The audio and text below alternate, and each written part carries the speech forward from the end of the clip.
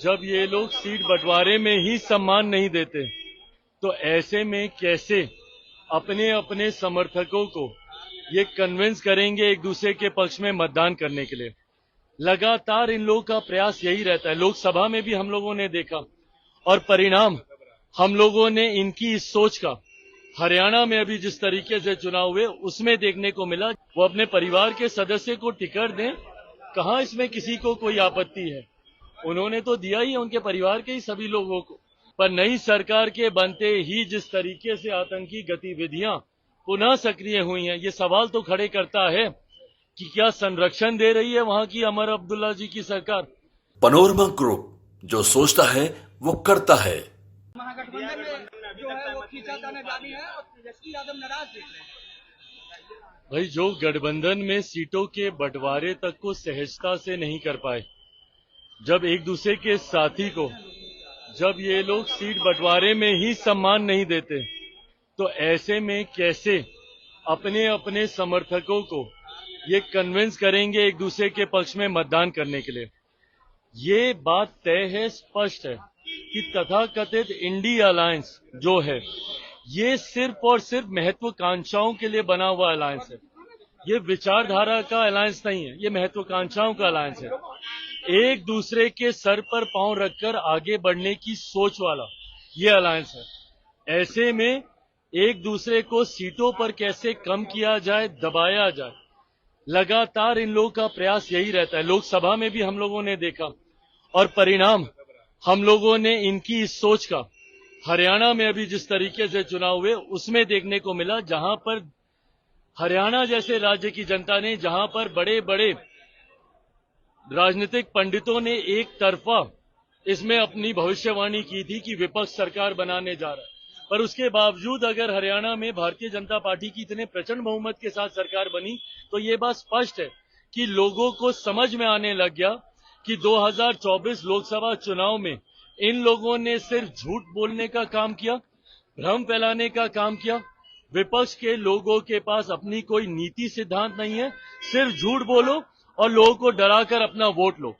अब धीरे धीरे देश की जनता जो कुछ समय के लिए संभवतः लोकसभा के चुनाव में इनके साथ गई थी और ये लोग अतो उत्साहित हो रहे थे कि भैया अब एनडीए का कुछ नहीं रहेगा, एक एक करके तमाम राज्यों के परिणाम आप देखिएगा, उसमें सिर्फ एनडीए की सरकार बनेगी।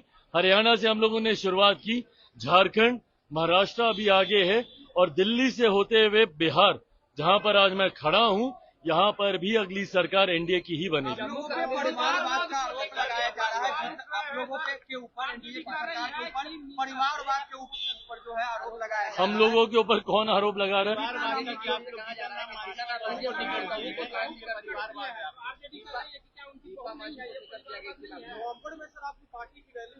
देखिए, परिवारवाद मांझी जी का जहां तक जिक्र है, उन्होंने कुछ नीतियों का समर्थन उन्होंने किया था। वो अपने परिवार के सदस्य को टिकट दें, कहां इसमें किसी को कोई आपत्ति है। उन्होंने तो दिया ही उनके परिवार के ही सभी लोगों को। पर उन्होंने एक नीति का समर्थन किया था। माननीय न्यायालय ने जिस तरीके से आरक्षण के प्रावधानों में कुछ बदलाव को लेकर जिस तरीके से अपनी टिप्पणियां की थी, उसके बाद उन्होंने एक सोच का समर्थन किया था। उस सोच के आधार पर उन्होंने टिकट नहीं दिया। ये ऐतराज लोक जनशक्ति पार्टी रामविलास, हमारे सांसद जमुई, उन्होंने इसकी टिप्पणी की थी। अब राजद परिवारवाद का आरोप लगा रही है। क्या आरोप लगा रही है? ये राजद और मांझी जी के बीच की बात है।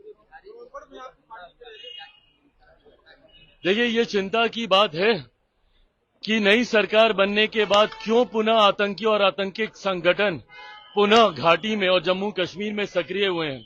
एक लंबे समय तक, जब तक केंद्र के शासन में जम्मू कश्मीर था, ना के बराबर ऐसी कोई घटना हम लोग को सुनने को मिली और पूरी तरीके से आतंकवाद पर नियंत्रण वहां पर हम लोगों ने पाने का काम किया।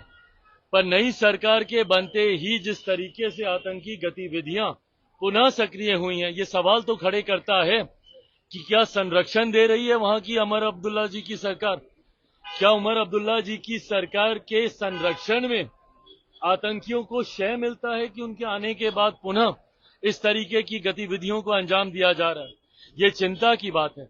जहां पर हम लोग इतने लंबे समय तक शांति कायम करने में सफल रहे, क्यों वहां पर पुनः आतंकी सक्रिय हुए हैं, इस पे सवाल बनता है। नवंबर माह में आपकी रैली होने वाली, आज मंथन भी आप लोगों ने किया, क्या रूपरेखा होगी? 28 नवंबर को पटना के गांधी मैदान में लोक जनशक्ति पार्टी रामविलास की एक भव्य रैली का आयोजन हम लोग करने जा रहे हैं। एक लंबे समय के बाद मेरे नेता आदरणीय रामविलास पासवान जी जब थे, उसी वक्त हम लोगों ने आखिरी बार रैली का हम लोगों ने आयोजन किया था। इस बार पुनः हम लोग ये आयोजन करने जा रहे हैं। चुनावी वर्ष है, ऐसे में उस दिन गांधी मैदान से औपचारिक शंखनाद बिहार विधानसभा के चुनाव को लेकर लोक जनशक्ति पार्टी उस मैदान में करेगी। उसकी तैयारी को लेकर आज हम लोगों ने एक महत्वपूर्ण बैठक प्रदेश के पदाधिकारियों की, जिसमें सारे उपाध्यक्ष, राष्ट्रीय पदाधिकारी जो बिहार से आते हैं, सारे महासचिव, सचिव नेतृत्व में अभी भी ये बैठक चल रही है। इस रैली को कैसे विधिवत तरीके से एक बड़ी रैली की रूपरेखा तैयार की जाए, उसको लेकर आज मंथन हुआ। Thank you. चिराग पासवान ने आह्वान किया है कि भाई नवंबर महीने में एक बड़ी रैली की जाएगी। तो दोबारा जुड़ेंगे, फिलहाल अभी के लिए इजाजत। हमारे साथ बने रहिए, देखते रहिए न्यूज़ आज। बहुत बहुत धन्यवाद।